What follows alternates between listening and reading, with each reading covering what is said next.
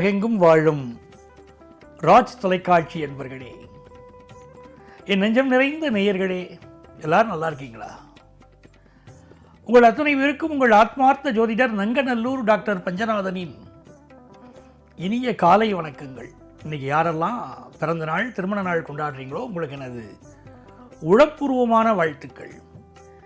அன்பு நேயர்களே, உங்கள் அனைவருக்கும் எனது இனிய போகி பண்டிகை நல் வாழ்த்துக்களை தெரிவித்துக் கொள்கிறேன். இந்த நாளில் இன்னொரு விசேஷம், சர்வ ஏகாதசி. இன்று நமது இன்றைய ராசி பலன்கள் நிகழ்ச்சியில் நம்ம பார்க்க போவது ஜனவரி மாதம் 14ஆம் தேதி 2026ஆம் ஆண்டு பலன்கள் பார்க்க போறோம். தமிழ் வருடத்தில் இது விசுவாவசு வருடம், மார்கழி மாதம் 30ஆம் நாள். பொன் கிடைத்தாலும் புதன் கிடைக்காது என்பாங்க. அப்படிப்பட்ட அருமையான புதன்கிழமை. இன்னைக்கு சந்திர பகவான் விருச்சிக ராசியுடைய அனுஷம் நட்சத்திரத்தில் பயணம் பண்ணிட்டு இருக்கார். மேஷராசி என்பர்களே, விரதங்கள்ல மிக உயர்ந்த விரதம் இந்த ஏகாதசி விரதம். நம்முடைய குடும்பங்களில் பெரிய துர்மரணங்கள் இருக்குது, இல்லை பெரிய ப்ராப்ளங்கள் இருந்துகிட்டே இருக்கு வச்சுக்கோங்களேன். பரம்பரையாகவே வருது பிரச்சனைகள் அப்படின்னா அதுக்கு என்ன பண்ணுவோம்னா, பலன் சொல்லும் போது கூட ஜோசியத்தில் திதியை பார்ப்போம். திதியை பார்த்து பலன் சொல் அப்படின்னு சொன்னாங்க. ஜாதகர் எந்த திதியில் பிறந்திருக்கிறார் அப்படின்னு முதல்ல பார்ப்போம். திதி சம்பந்தப்பட்ட தோஷங்கள் ஜாதகத்தில் இருந்தால் அதற்கு திதி சம்பந்தப்பட்ட பரிகாரங்கள் சொல்லுவோம். அப்படித்தான் இன்னைக்கு ஏகாதசி திதி. ஒருத்தருக்கு வாழ்க்கையில் எவ்வளவு பெரிய கொடுமையான பரம்பரை துன்பங்களே இருந்தாலும் அந்த கர்மாக்கள் விலகணும்னா ஏகாதசி விரதம் இருக்கணும். அவங்க நோய் நாடி நோய் முதல் நாடி, அது தணிக்கும் வாய் நாடி வாய்ப்ப செயல்னார் வள்ளுவர். இந்த நாளில் உங்களுக்கு ஏகாதசி விரதம் இருந்தால் நன்மைகள் பெருகும். புது பானை வாங்கியிருப்பீங்க, பொங்கலுக்கு தயாராகி கொண்டிருப்பீர்கள். நாளைக்கு தமிழர் திருநாள், பொங்கல் பண்டிகை நாளைய திருநாள். மகர சங்கராந்தி நாளைக்கு பிறக்கும். தை பிறந்தால் வழி பிறக்கும் அப்படின்னு தை பிறக்க போகிறது. ஆகவே இந்த நாள் அதனுடைய ஏற்பாடுகளை எல்லாம் செய்து கொண்டிருப்பீர்கள். உங்கள் வீட்டிலே மன மகிழ்ச்சியாக நீங்கள் இருக்கும் ஒரு நாள். புத்தாடை வாங்குவது, வீட்டை சுத்தப்படுத்தி வச்சிருப்பது அப்படின்னு ரொம்ப மகிழ்ச்சியாக இருக்க போறீங்க. எல்லா வகையிலும் சந்தோஷம் பொங்கும் ஒரு நாள்.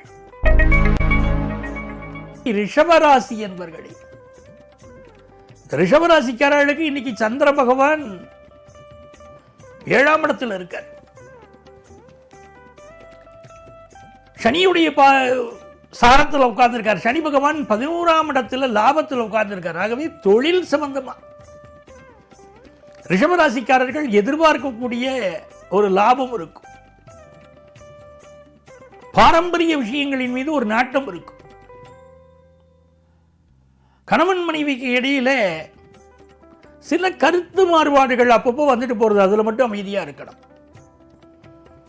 வீட்டில் நல்ல சுப செய்திகளை பற்றின பேச்சு வரப்போறது. ஏன்னா நாளைய தினம் தை பிறக்கிறது.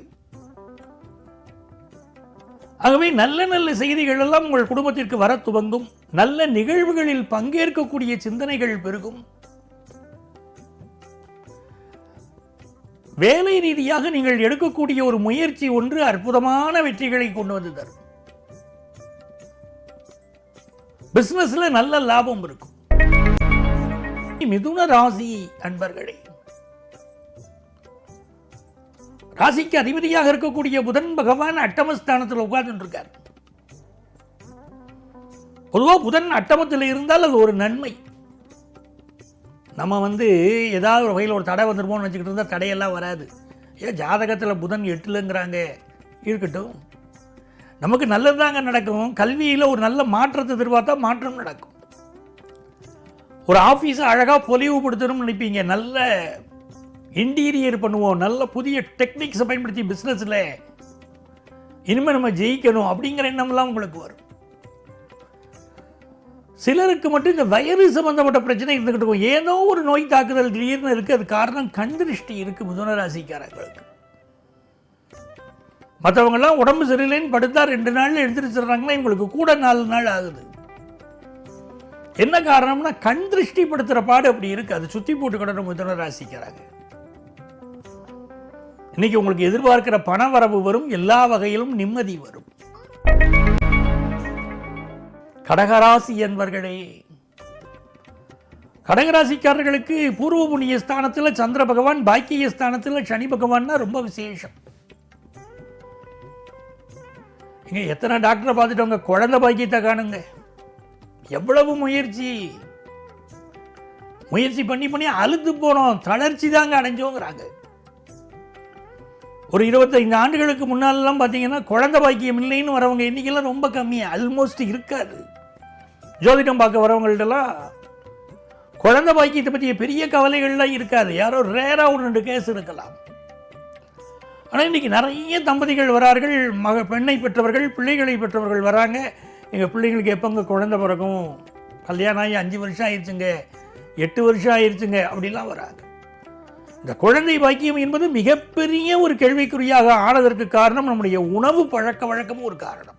அதை புரிஞ்சுக்கணும். ட்ரெடிஷ்னலாக நம்ம சாப்பிட்டுட்டு இருந்த சாப்பாடெல்லாம் போய் இன்றைக்கி எல்லாம் மாறி போயிடுச்சு. அதனாலேயும் குழந்தை பாக்கியம் வளருக்கு பாதிக்கப்படுவதை நான் ஜாதக ரீதியாக உணர்கிறேன். கடகராசிக்காரர்களுக்கு பலருக்கு இன்னைக்கு நல்ல குழந்தை பாக்கியம் பற்றிய செய்தி வரும். குடும்பத்தில் சந்தோஷமான விஷயங்கள் இருக்கும், பொழுதுபோக்கு விஷயங்களில் ஈடுபாடு கூடும், புதிய வியாபாரம் ஆரம்பிக்கும் சிந்தனை பெருகும். சிம்மராசி என்பர்களே, புதிய வீடு மனை வாங்கக்கூடிய யோகம் வரும். சிலருக்கு இட மாற்றம் உண்டாகும். குடும்பத்தில் பிரிந்தவர்கள் மீண்டும் சேரக்கூடிய யோகம் ஒன்று உருவாக போகிறது. அம்மாவுடைய உடல் நலத்தில் அதிக அக்கறை எடுத்துக்கொள்ள வேண்டியது மிக அவசியம் சிம்மராசிக்காரர்களுக்கு. கன்னிராசி என்பர்களே, இந்த நாளில் சந்திர பகவான் 3ஆம் இடத்திலும் சனி பகவான் 7ஆம் இடத்திலும் இருப்பதனால நண்பர்களிடம் பேசும்போது கூட எச்சரிக்கையா இருக்கணும். சில சமயம் நம்ம நல்லதை நினைச்சுக்கிட்டு பேசுவோம், நம்ம பேசுகிற மீனிங்கை மாற்றி விட்டுருவாங்க பல பேர் வாழ்க்கையில். ரொம்ப கவனமாக இருந்துக்கிடணும். நம்மளுடைய பயணங்களில் கூடுதல் கவனம் இருக்கணும். இன்னைக்கு தன சேர்க்கை உண்டு, சுப செய்திகள் கூடி வரும். துலாம் ராசி என்பர்களே, இது ஒரு மகிழ்ச்சியான நல்ல நாளாக இருக்க போதுங்க. 10ஆம் இடத்துக்குரிய சந்திரன் 2ஆம் இடத்துல உட்கார்ந்து இருக்கிறது ஒரு விசேஷம். 6ல் இருக்கக்கூடிய சனி பகவான் நல்ல வேலை வாய்ப்பை உருவாக்கி தருவார். பொங்கல் பண்டிகையை மிகச் சிறப்பாக கொண்டாட போறீங்க. நாளைய தினம் தமிழர் திருநாள் பொங்கல் பண்டிகை. அதை அற்புதமாக சந்தோஷமாக கொண்டாடுவதற்கு தேவையான முன்னேற்பாடுகளை செய்து கொண்டிருப்பீர்கள். குடும்பத்தில் நல்ல பெயரும் புகழும் உங்களுக்கு இருக்கும். கல்வியில் நல்ல முன்னேற்றம் இருக்கும். விருச்சிக ராசி என்பர்களே, விருச்சிக ராசிக்காரர்களுக்கு நன்மைகள் அதிக அளவில் நடைபெறக்கூடிய நல்ல நாளாக இந்த நாள் அமைவதற்கு பொறுமையை வளர்த்துக்கிடணும்.